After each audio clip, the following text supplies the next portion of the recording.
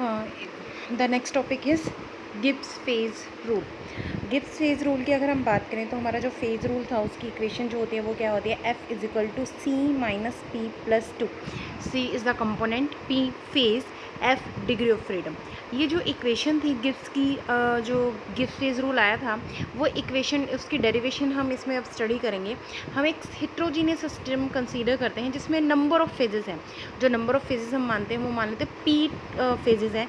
P1 से लेकर Pn तक फेजेस चलते हैं। P1 फेज़ है, P2 फेज़ को रिप्रेजेंट करने के लिए मैं P यूज़ कर रही हूँ, कंपोनेंट को रिप्रेजेंट करने के लिए हम C यूज़ कर रहे हैं। तो मान लिया मैंने P फेज़ हैं, P फेजेस हैं, P1 P2 up to N तक जाता है। इसी तरह नंबर ऑफ़ कंपोनेंट है C1 से लेकर Cx तक जाते हैं। और जो हमारा डिग्री ऑफ फ्रीडम होता है वो डिग्री ऑफ फ्रीडम जो होता है वो एक्चुअल में कोई जैसे कोई एक सिस्टम में कितने वेरिएबल्स एक्चुअली में काम कर रही हैं, जिनका मतलब रिजल्टेंट आता है। मान लो हमारे पास 10 टोटल नंबर ऑफ़ वेरिएबल्स हैं, लेकिन 10 में से जो 3 वेरिएबल्स हैं वो किसी वजह से अपनी वैल्यू मतलब शो नहीं कर पाते, अपना काम शो नहीं कर पाते, तो हमारे पास जो एग्जैक्ट रिजल्टेंट वेरिएबल काम करेंगे वो 7 करेंगे। तो वही डिग्री ऑफ फ्रीडम एक्चुअल में काउंट करने के लिए हमें क्या करना पड़ेगा, टोटल नंबर ऑफ़ वेरिएबल में से number of relation between variable at equilibrium के कारण जो नंबर ऑफ़ वेरिएबल्स आ जाते हैं उनको माइनस करना पड़ता है। जब हमारे पास जो वैल्यू होती है वो डिग्री ऑफ फ्रीडम बोली जाती है। हमारे पास हमेशा जितने भी टोटल नंबर ऑफ़ वेरिएबल हैं वो सारे के सारे डिग्री ऑफ फ्रीडम में काउंट नहीं होते। उसमें से कुछ जो रिस्ट्रिक्शंस करते हैं, जो हमारे मतलब किसी चीज़ को रोकने में वो काम करते हैं, उनको हम काउंट नहीं करते।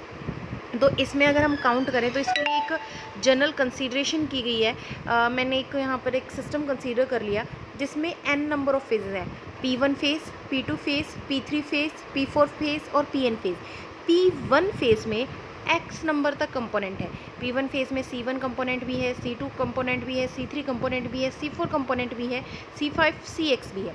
इसी तरह P2 फेज़ की बात करूँ तो उसमें C1 भी है, C2 भी है, C3 भी है, C4 C5 Cx है। और अभी इससे पहले जो केमिकल इक्विलिब्रियम पढ़ा था उस केमिकल इक्विलिब्रियम के लिए क्या था कि अगर हम कंपोनेंट्स की बात करें तो वो एक फेज़ से जब दूसरे फेज़ में जाएगा तो उनकी जो केमिकल पोटेंशियल है वो हमेशा क्या रहती है, सेम रहती है, इक्विलिब्रियम रहती है। जैसे C1 के केमिकल पोटेंशियल मैं 1 फेज़ में बात करूं और C1 की जो केमिकल पोटेंशियल है वो सेकंड फेज़ में बात करूं, दोनों ही फेजेस में वो क्या होगी, इक्विलिब्रियम पर होगी। इसलिए मैंने नंबर ऑफ Pn तक वो सारे के सारे इक्विलिब्रियम सेटअप किए हैं। C1 Pn फेज़ के साथ भी इक्विलिब्रियम सेटअप करेगा। C2 जो Pn फेज़ में है, P1 का C2 कंसीडर करें या Pn फेज़ का C2 कंसीडर करें, सबके अंदर वो क्या होंगे, नंबर ऑफ़ फेजेस के केमिकल पोटेंशियल इक्वल होगी।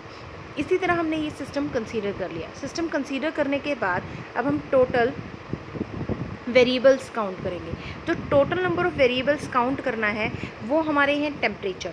टेम्परेचर की अगर बात करूँ तो इक्विलिब्रियम फेज़ है तो उसमें जो टेम्परेचर होगा पूरे सिस्टम का सेम ही रहेगा। अगर हमने इक्विलिब्रियम कंसीडर किया, कोई सिस्टम कंसीडर करते हैं, उसमें नंबर ऑफ़ इक्विलिब्रियम्स हैं, हर एक इक्विलिब्रियम होने के कारण जो पूरे सिस्टम का टेम्परेचर है वो कांस्टेंट है, एक ही टेम्परेचर होगा। तो इसलिए हमारे यहाँ पर नंबर ऑफ़ वेरिएबल टेम्परेचर के अकॉर्डिंग 1 हो गया। प्रेशर की बात करें तो इक्विलिब्रियम के कारण हर एक फेज़ का जो है वो सेम प्रेशर होता है, तो उसमें वेरिएबल्स में चेंजेस नहीं आते। अब बात करते हैं कंपोजिशन। लेकिन जो कंपोजिशन है उसके अंदर हमारा चेंजेस आता है। जैसे हमारे पास 2 कंपोनेंट है, A और B, और उन दोनों कंपोनेंट को अगर मैं क्या करती हूँ, हमारे पास जो A और B जो 2 कंपोनेंट हैं उन दोनों कंपोनेंट को अगर सिंगल फेज़ में कंसीडर किया, जैसे दोनों मेरे पास 1 फेज़ है, 1 फेज़ में A कंपोनेंट भी और B कंपोनेंट भी है, जिसमें 1 जो कंपोनेंट है A, उसकी जो मोलर कंसंट्रेशन है वो हमें पता है, लेकिन जो सेकंड जो कंपोनेंट है उसकी कंसंट्रेशन हमें नहीं पता। तो हम क्या करेंगे, सिंपली जो कंसंट्रेशन टर्म होते हैं लाइक मोलैरिटी, इन सब से हम दूसरे की कंसंट्रेशन को फाइंड आउट कर सकते हैं। आप लोगों को पता होगा हम क्या करते थे, उन जो आपको मोलैरिटी और मोलैरिटी थी निकालना हो तो हम क्या करते थे, सोल्यूट के बारे में आपको बता देते, सोलवेंट के बारे में आप लोगों को बता देते, तो आप सोल्यूट की कंसंट्रेशन कैलकुलेट कर सकते थे कितनी थी। तो वही चीज़ हम इसमें भी कर सकते हैं। अगर हमारे पास 2 कंपोनेंट है और 2 में से एक का पता है तो हम दूसरे की क्या कर सकते हैं, कंसंट्रेशन फाइंड आउट कर सकते हैं। तो हमें 2 कंपोनेंट में एक फाइंड आउट करने के लिए क्या चाहिए, एक की कंसंट्रेशन कम चाहिए पता करने के लिए। जैसे अगर हमारे पास number of C number of components हैं तो हमें अगर कंसंट्रेशन पता होनी चाहिए तो C में से एक नंबर ऑफ कंपोनेंट्स कम अगर हमें पता है कंसंट्रेशन के, तो हम उसके वेरिएबल्स को काउंट कर सकते हैं। जैसे आपके पास क्या है, 10 नंबर ऑफ कंपोनेंट है, टोटल जो कंपोनेंट है वो 10 है, और 10 में से आपको अगर उस 10 की फाइंड आउट नो कंपोनेंट्स की अगर आपको क्या है कंसंट्रेशन पता है, तो आप ऑटोमेटिकली 10 की जो कंसंट्रेशन होगी वो काउंट कर लेंगे। इसलिए आपको मिनिमम कितने पता होने चाहिए, जितने नंबर ऑफ कंपोनेंट्स थे उनसे एक कम पता होने चाहिए। तो उसको रिप्रेजेंट करने का तरीका क्या होगा, C-1। ऐसे ही अब इसमें मैं total number of variables count करूँगी, तो हमारे यहाँ पर टोटल नंबर ऑफ़ वेरिएबल्स कितने हो जाएंगे, जितने हमारे फेजेज़ हैं, और एक फेज़ में नंबर ऑफ़ कंपोनेंट हमारे कितने, कंसंट्रेशन टर्म कितनी थी, C-1। तो टोटल जो हमारी कंपोजिशन के लिए वेरिएबल्स आ जाएंगे वो आ जाएंगे P-C-1, P इंटू C-1, एक टेम्परेचर के लिए और एक प्रेशर के लिए। तो हमारे यहाँ पर टोटल नंबर ऑफ़ वेरिएबल्स बन जाएगा P इंटू C-1 प्लस 2। अब बात करते हैं number of relationship between the variables at equilibrium. Equilibrium के टाइम पे जो उनके बीच में रिलेशनशिप थे, जो एक्चुअली में उनको वर्क करने से रोकते हैं, वो कितने थे। हम थर्मोडायनेमिक्स की अगर हम बात करें तो म्यू जो है वो हर एक जो केमिकल पोटेंशियल थी वो पूरे सिस्टम में हर एक फेज़ की इक्वल थी, उसके अंदर कोई भी चेंज नहीं आया था। हमने इससे पहले वाले डेरिवेशन में स्टडी किया था। म्यू आई कंपोनेंट को मैं कंसीडर करती हूँ, चाहे वो ए फेज़ में हो, चाहे वो बी फेज़ में हो, चाहे वो सी फेज़ में, सब में उसकी केमिकल पोटेंशियल क्या होती है, सेम होती है। इसे हम ऐसे भी लिख सकते हैं, म्यू आई ए की जो केमिकल पोटेंशियल है वो बी के साथ भी इक्वल आ रही है और सी के साथ भी इक्वल आ रही है। तो इस तरह से जो वो एक दूसरे के इक्वल आते हैं, तो हमारे यहाँ पर हम टोटल नंबर ऑफ़ वेरिएबल अगर हम काउंट करें तो थ्री फेजेस के according total number of equation अगर इसमें देखें, फेज़ कितने थे हमारे, ए बी सी, 3, और 3 फेजेस को रिप्रेजेंट करने के लिए हमने इक्वेशन कितने की ज़रूरत थी, 2। ऐसे ही अगर हमारे पास क्या करें, नंबर ऑफ़ फेजेस है, मान लो पी फेजेस है, तो पी फेजेस को रिप्रेजेंट करने के लिए हमें कितने नंबर ऑफ़ क्या कहते हैं इक्वेशंस की ज़रूरत पड़ेगी, एक कम इक्वेशन की ज़रूरत पड़ेगी। तो हमारी जैसे यहाँ पर 3 फेजेस थे तो 2 इक्वेशन की ज़रूरत थी कंपोनेंट को रिप्रेजेंट करने के लिए। ऐसे अगर हमारे पास पी फेजेस होंगे तो हर एक कंपोनेंट के लिए कितनी इक्वेशंस की ज़रूरत होगी, P-1। और अगर हमारे पास सी कंपोनेंट है, हमारे पास पी फेजेस हैं और हर एक फेज़ में एक कंपोनेंट कंसीडर किया था हमने। इसी तरह अगर हमारे पास नंबर ऑफ़ कंपोनेंट हो जाते हैं तो हमारे पास रिलेशनशिप कितने आ जाएंगे रिएक्शंस को रिप्रेजेंट करने के लिए, C इंटू P-1। हमारे पास इतने रिस्ट्रिक्शंस हैं, C इंटू P-1, और टोटल वेरिएबल्स कितने थे हमारे पास। अगर मैं लास्ट इक्वेशन की बात करूं तो यहाँ पर हमारे इक्वेशन होते P इंटू C-1 प्लस 2। अब इन दोनों वैल्यूज़ को, जो ये टोटल नंबर ऑफ़ वेरिएबल्स थी, ये टोटल नंबर ऑफ़ वेरिएबल्स को, और साथ में जो हमारी दूसरी आती है यहाँ पर टोटल नंबर ऑफ़ रिलेशनशिप को, डिग्री ऑफ फ्रीडम कैलकुलेट करने के लिए हम इस वाली उसमें जो यहाँ पर थी, ये f की जो वैल्यू होती है, इस वैल्यू में हम उनको पुट कर देंगे। यहाँ पर वो वैल्यू पुट कर देंगे तो हमारे पास क्या होगा, f की वैल्यू कैलकुलेट की जा सकती है। अब वही हम कर रहे हैं, यहाँ पर मैंने उन दोनों की वैल्यू पुट की, तो हमारे पास इक्वेशन क्या होगी, f is equal to P into C-1 plus 2 minus C into P-1। अब जब इस पूरी इक्वेशन को सोल्व करते हैं तो हमारे पास क्या होती है, फेज़ रूल की इक्वेशन जनरेट हो जाती है। अब इसी फेज़ रूल से, जो हमारे फर्स्ट फेज़ रूल था, उसी फेज़ रूल से फेज़ डायग्राम ड्रॉ किए गए। फेज़ डायग्राम एक्चुअल में ग्राफ होते हैं, प्लॉट होते हैं, जो इक्विलिब्रियम की कंडीशन को लेकर फेजेस के बीच में, जो बहुत सारे फेजेस हैं एक सिस्टम के, उनके बीच में ड्रॉ किए जाते हैं। इक्विलिब्रियम कंडीशंस लेते हैं और इक्विलिब्रियम कंडीशंस को लेकर जो हमारे फेजेस हैं सिस्टम के अंदर, उनको ड्रॉ करते हैं। जितने नंबर ऑफ़ फेजेस होंगे, आप सभी को पता है कि इक्विलिब्रियम में एक से ज़्यादा नंबर ऑफ़ फेजेस एक साथ एग्जिस्ट कर सकते हैं। जैसे अगर मैं लिक्विड की बात करूँ, वाटर है, वाटर लिक्विड फेज़ में भी होता है, गैस फेज़ में भी होता है। 2 फेज़ हैं लेकिन उन दोनों के बीच में इक्विलिब्रियम सेटअप हो सकता है। ऐसे ही 3 भी एक साथ एग्जिस्ट कर सकते हैं।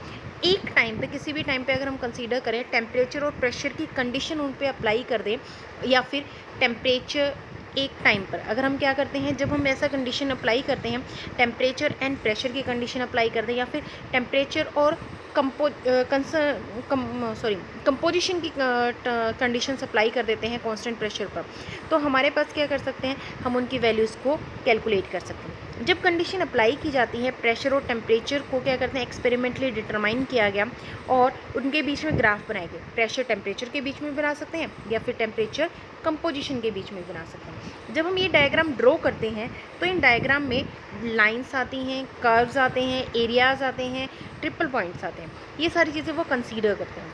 अब अगर हमारा क्या करें, phase rule one component system के लिए यूज़ करें, फेज़ रूल जो है उसमें कंपोनेंट वन मान लें, तो जैसे हमारा एफ़ है, एफ़ के इक्वल टू हम क्या करते हैं, C minus P plus two, F is equal to क्या आ जाएगा, कंपोनेंट वन है, फेज़ हमें कितने हैं भी हमने वो पुट नहीं किया है, हमने सिर्फ जनरल इक्वेशन लिखी है, F is equal to C minus P plus two, component one है। तो वन कंपोनेंट सिस्टम में जो हमारी एफ़ को रिप्रेजेंट करने के लिए टर्म बनेगी वो क्या होगी, थ्री माइनस पी। तो इस थ्री माइनस पी को लेकर हमारे तीन केसेज अराइज हो सकते हैं। केस वन, जब हमारे पास क्या हो, फेज़ वन हो, अगर हमारे पास फेज़ वन है ना, मतलब एक ही फेज़ है, तो हमारे उस टाइम पे जो एफ़ की वैल्यू आएगी वो टू आएगी, बाई वेरिएंट होगा। बाई वेरिएंट में हम कंसीडर करते हैं प्रेशर और टेम्परेचर ग्राफ को। जो प्रेशर और टेम्परेचर ग्राफ है वो इंडिपेंडेंटली वेरी करता है, मतलब प्रेशर टेम्परेचर वेरी कर जाता है इंडिपेंडेंटली, एक दूसरे पर डिपेंड किए बिना, और ये हमें एरिया की रिप्रेजेंटेशन देते हैं। ऐसे अगर हमारे पास फेज़ टू हो जाते हैं तो हमारे डिग्री ऑफ फ्रीडम वन आता है, मतलब कि सिस्टम को एक्सप्लेन करने के लिए सिर्फ एक फैक्टर को बताने की ज़रूरत है। और प्रेशर जो है वो चेंज नहीं होता इंडिपेंडेंटली कभी भी। अगर दो हैं तो प्रेशर चेंज होगा, लेकिन कभी भी एक वेरिएंट हो तो प्रेशर कभी भी इंडिपेंडेंटली चेंज नहीं होता। हम प्रेशर को उस टाइम पे क्या करते हैं, एक फिक्स कर देते हैं, और फिक्स कर देते हैं तो हमारा टेम्परेचर उसमें क्या करते हैं, वेरी करते रहता है। तो इस टाइम पे जो वो रिप्रेजेंट करेंगे तो वो सिर्फ लाइन को रिप्रेजेंट करते हैं। जब हमारी डिग्री ऑफ फ्रीडम आती है तो टू आती है, बाई वेरिएंट होता है तो एरिया काउंट किया जाता है। जब हमारे पास डिग्री ऑफ फ्रीडम वन आती है तो हम लाइन को काउंट करके चलते हैं। ऐसे ही जब हमारे पास फेज़ थ्री हो तो non very, degree of freedom zero होती है, तो उस टाइम पे हमारा जो प्रेशर और टेम्परेचर है वो कम्प्लीटली डिफाइंड हो जाता है, मतलब वो वेरी नहीं कर सकता, वो एक पर्टिकुलरली पॉइंट देगा, एक स्पेसिफाई आपको वैल्यू देता है, उसकी कंडीशन फिक्स हो जाती है। प्रेशर टेम्परेचर पे वो ग्राफ जहाँ पर आता है वो एक पर्टिकुलर पॉइंट पर आता है, एक पर्टिकुलर टेम्परेचर के लिए एक पर्टिकुलर प्रेशर की वैल्यू फिक्स्ड होगी, उस टाइम पे जो पॉइंट काउंट होगा उसको हम ट्रिपल पॉइंट बोलते हैं। ठीक है, उसको हम क्या बोलते हैं, ट्रिपल पॉइंट। तो इसको याद करने का ये भी कर सकते हो, ए सी पी से याद किया जा सकता है, ए सी पी, ए से एरिया, सी से कर्व और पी से पॉइंट। अगर हम बात करें एरिया, तो एरिया के लिए जो हमारे फेज़ होंगे वन। अगर मैं बात करूँ कर्व और लाइन एक ही मतलब से कंसीडर करके चलते हैं, कर्व यानी कि टू, और अगर मैं बात करूँ थ्री यानी कि पॉइंट। इसको याद करने के लिए ऐसे लिख सकते हैं आप, A C P, A area, C curve, P point. और जब ये वाली चीज़ें हम याद करेंगे तो एरिया में जो हमारे फेज़ होगा वो वन होगा, कर्व में जो फेज़ होंगे वो टू होंगे, और पॉइंट पे जो फेज़ होंगे वो कितने एग्जिस्ट करेंगे, थ्री एग्जिस्ट करेंगे। एक छोटी सी ट्रिक है याद करने के लिए,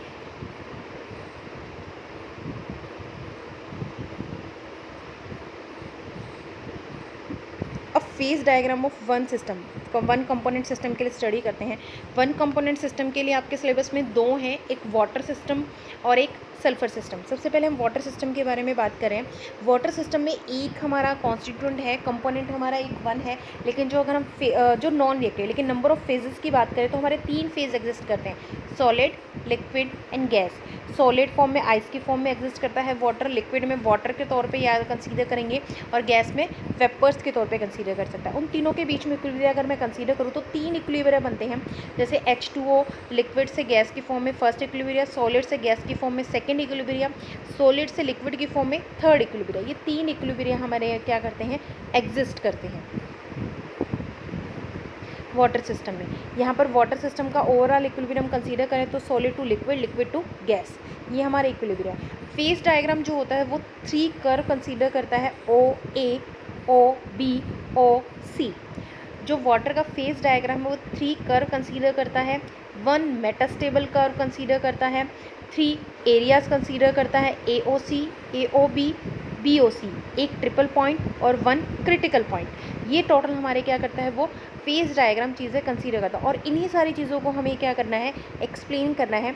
ये हमारा फेज डायग्राम है। अगर आप देखें तो ये हमारा क्या है, वाटर का फेज डायग्राम है। आपको कोई भी चीज़ एक्सप्लेन करने से पहले आपको इस डायग्राम को ड्रॉ करना पड़ेगा।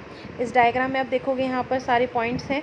इन पॉइंट्स को एक्सप्लेन करने के पर्पज़ से मैंने यहाँ पर इसको ऐसे टेबल की फॉर्म में बना दिया है।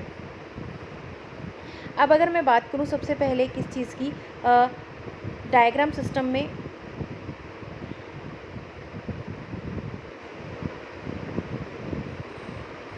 कर्व्स की। सबसे पहले हम बात करते हैं कर्व की। तो कर्व जो है हमारा ओ ए, इसमें जो कर्व है वो कौन सा कर्व की बात कर रहे हैं, ओ ए कर्व की बात करूँ मैं यहाँ पर। ओ ए जो हमारा कर्व है, जो हमारा यहाँ ये वाले कर्व, इस कर्व की बात कर रहे हैं।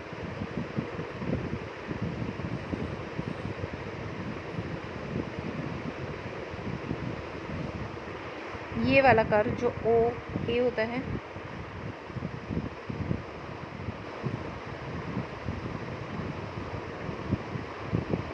ये वाला ओ से लेकर ये जो कर्व है,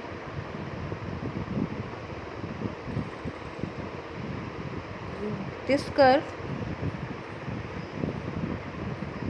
is known as the O A curve. ये जो कर्व है ये हमारा वेपर प्रेशर कर्व होता है। वेपर प्रेशर मतलब वेपर और क्या कर सकते हैं इसमें, वेपर और लिक्विड। आप अगर देखो तो इस कर्व के ऊपर यहाँ पर वाटर प्रेजेंट है और इस कर्व के नीचे यहाँ पर वाटर वेपर प्रेजेंट है।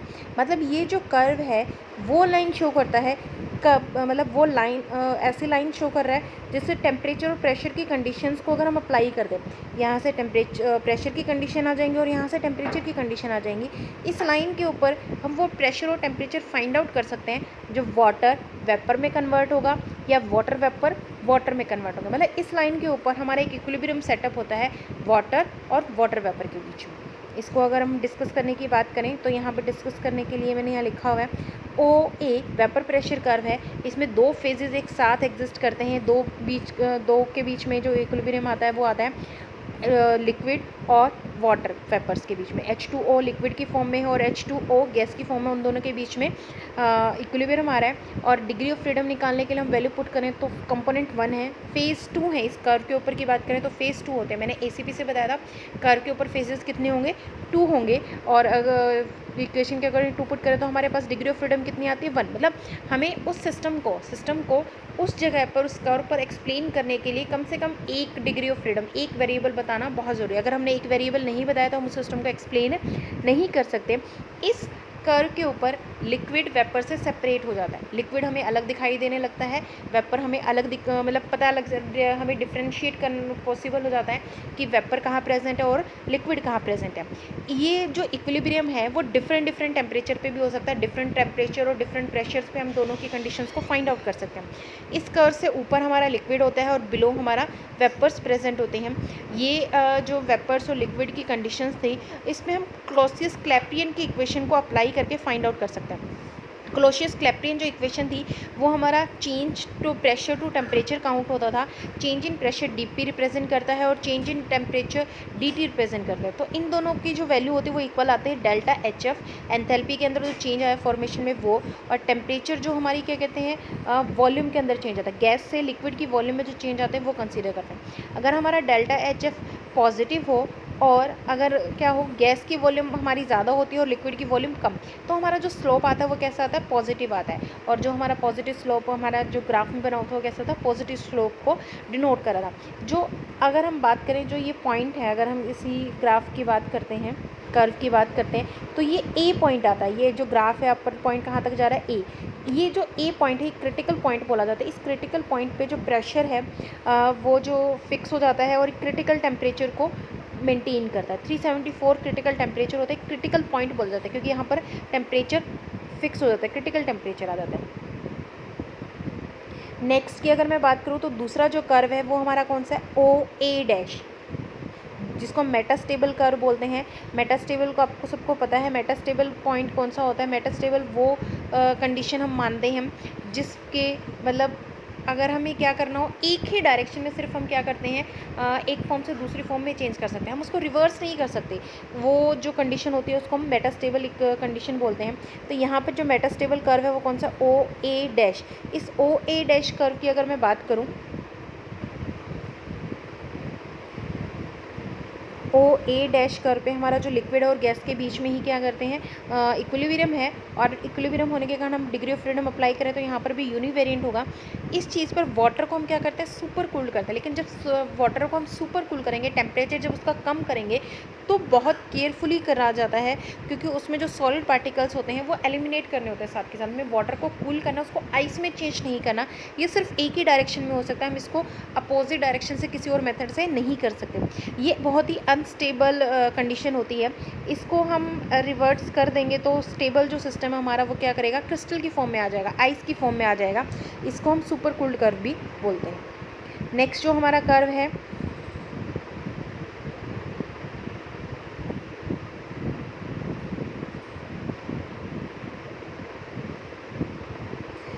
Sublimation curve, O B curve की बात करते हैं। ये हमारा ओ बी सब्लिमेशन कर्व की बात करूँ मैं तो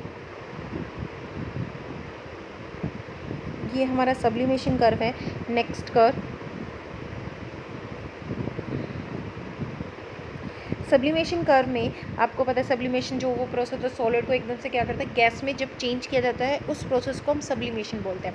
और सब्लिमेशन कर्व क्या होगा, जो सॉलिड से गैस के चेंजेस को एक्सप्लेन करेगा।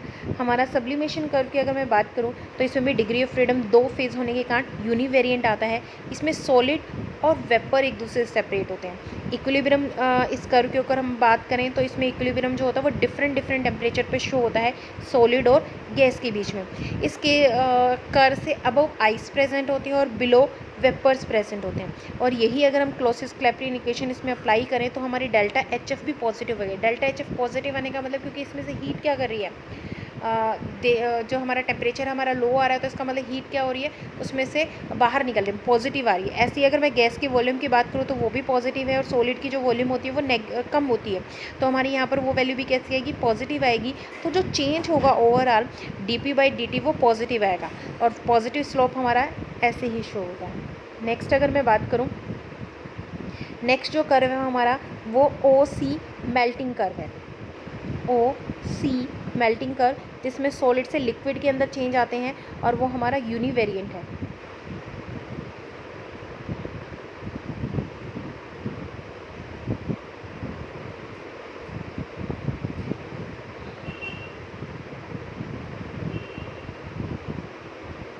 अब हम इस कर्व की बात करें ओ सी, जिसको हम फ्यूज़न कर्व भी बोल सकते हैं।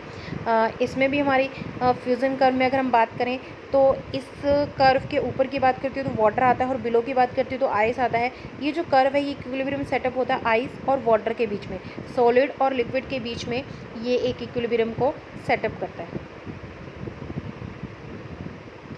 इसमें अगर हम बात करें तो जो लो मेल्टिंग पॉइंट है आइस का और फ्रीजिंग पॉइंट है, इसके अकॉर्डिंग हम ये फाइंड आउट करते हैं कि उसमें प्रेशर की कोई अपर लिमिट नहीं है। प्रेशर हमारा कितना भी हाई हो सकता है और हाई प्रेशर पर जाकर जो आइस होती है वो एग्जिस्ट करती हैं। इसके बारे में जो हाई प्रेशर पे कौन कौन सी आइस एग्जिस्ट करती हैं उसका टॉपिक इसके नेक्स्ट टॉपिक में आएगा। जो हाई प्रेशर पर अगर हम क्या करें, टेम्परेचर को बढ़ाएं लेकिन हम प्रेशर बहुत ज़्यादा साथ साथ टेम्परेचर के इंक्रीज़ कर दें तो भी हम सॉलिड को लिक्विफाई नहीं कर पाते। अगर मैं बात करूँ आइस है हमारी और आइस को हम क्या कर रहे हैं, टेम्परेचर इंक्रीज़ करें। मान लो आइस का मैंने क्या कहता है 0 डिग्री सेल्सियस है, 0 डिग्री सेल्सियस का टेम्परेचर बढ़ाकर मैं 20 डिग्री सेल्सियस ले आते हैं। 20 डिग्री सेल्सियस उसको लिक्विड फॉर्म में आ जाना चाहिए। लेकिन अगर मैं क्या कर रही हूँ, टेम्परेचर के साथ साथ प्रेशर को भी इंक्रीज़ कर रही हूँ तो वह सॉलिड में रह सकता है, आइस की फॉर्म में एग्जिस्ट कर सकता है। हाई प्रेशर इसको चेंज होने से रोकता है। अकॉर्डिंग टू अगर मैं क्लॉसियस-क्लैपेरॉन इक्वेशन इस पर अप्लाई करूँ तो क्लॉसियस-क्लैपेरॉन इक्वेशन के अकॉर्डिंग हमारा अगर ऐसा होता है तो इसका मतलब क्या होगा, जो dp/dt चेंज है हम उसको चेंज कर लेते हैं। dT/dp की बात करूँ तो हमारी जो वॉल्यूम है लिक्विड की वो कम है और जो सॉलिड की वॉल्यूम है वो ज़्यादा है। ये कंडीशन तब आती है जब हमारी लिक्विड की वॉल्यूम कम हो और सॉलिड की वॉल्यूम ज़्यादा हो।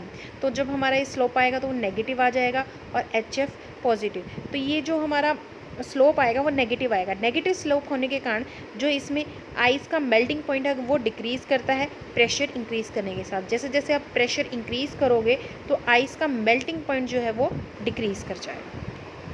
इसके बाद जो नेक्स्ट आते हैं हमारे 3 कर्व आते हैं, 3 एरिया आते हैं, AOC, AOB एंड BOC।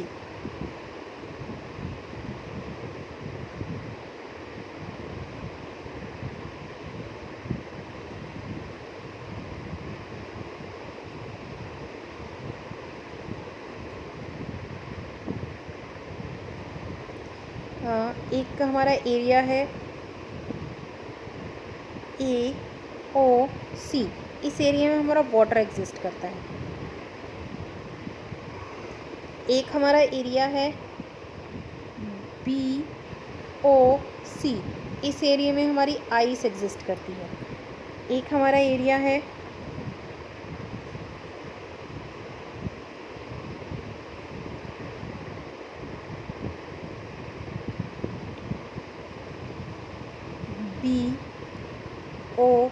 ए, इस एरिया में हमारी वाटर वेपर एग्जिस्ट करती है। ये हमारे 3 एरिया हैं और इन्हीं 3 एरियो के बारे में हम आगे स्टडी करेंगे। AOC एरिया में वाटर था, वाटर होने के कारण हमारा फेज़ सिर्फ एक रहा। हम जब डिग्री ऑफ फ्रीडम निकालने के लिए उस फॉर्मूला पुट करते हैं फेज़ रूल के, तो कितना आता है 2 आ जाता है। कंपोनेंट 1 है, फेज़ 1 है, और जब इक्वेशन पुट की तो हमारे पास क्या है 2 आए, यानी कि बाई वेरिएंट है। इसमें अगर हम बात करें तो हमें किसी भी चीज़ को एक्सप्लेन करने के लिए हमें टेम्परेचर और प्रेशर दोनों की फिक्स्ड होने की वैल्यू ज़रूरी है। हम ये एक वेरिएबल को लेकर एक्सप्लेन नहीं कर सकते, हमें टेम्परेचर और प्रेशर दोनों की रिक्वायरमेंट होगी। प्रेशर और टेम्परेचर इंडिपेंडेंटली वेरी करते हैं एरिया के अंदर, बिना किसी कोई फेज के चेंज लिए। कोई भी इनके अंदर फेज के अंदर कोई चेंज नहीं होता और इंडिपेंडेंटली वेरी करते हैं। AOB में आइस एग्जिस्ट करता है, वही बाई वेरिएंट होगा। इसी तरह BOC की बात करूँ तो वेपर्स एग्जिस्ट करते हैं, वो भी बाई वेरिएंट फेज है। नेक्स्ट जो हमारा आता है वो है पॉइंट। पॉइंट में सबसे पहले हम कंसीडर करते हैं ट्रिपल पॉइंट। 3 फेज़ हैं इसके अंदर ट्रिपल पॉइंट में। 3 फेजेस की अगर हम बात करें और degree of freedom phase rule वाले में इसकी इक्वेशन को पुट करते हैं तो हमारा आता है F=1 - 3 + 2। इसमें अगर हम देखें तो 0 मतलब नॉन वेरिएंट। ये ट्रिपल पॉइंट एक ऐसा पॉइंट होता है जहाँ पर आइस, वाटर एंड वेपर, ये सिर्फ एक कंडीशन मेंशन होती है कि इस पॉइंट पर जो हमारे तीनों कर्व थे, अगर मैं बात करूं ट्रिपल पॉइंट पर,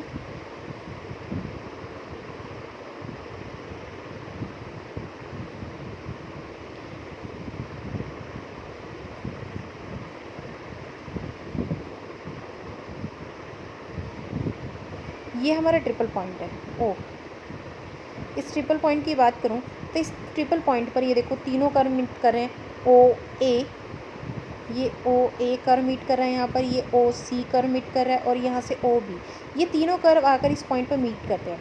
ये ट्रिपल पॉइंट, और ट्रिपल पॉइंट को एक्सप्लेन करने के लिए अगर हमें ट्रिपल पॉइंट इस पॉइंट को एक्सप्लेन करना हो तो इस एक्सप्लेन करने के लिए इस पॉइंट को,